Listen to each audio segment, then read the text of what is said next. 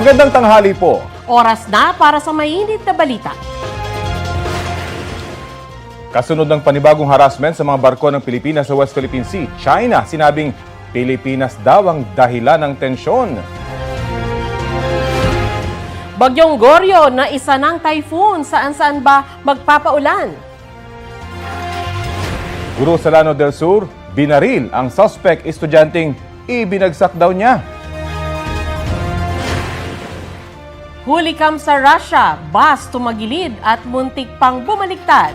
Kumusta kaya mga pasahero? Ang mga PDL na tuloy pa sa pag-aaral ng kolehiyo kahit nakakulong.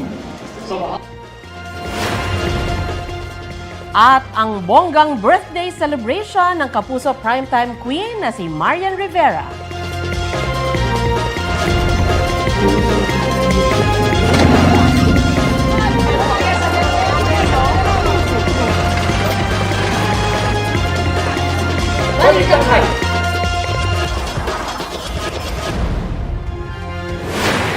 Matinding pinsala ang tinamo ng harapan ng barko ng China Coast Guard matapos itong makabanggaan ng barko ng People's Liberation Army Navy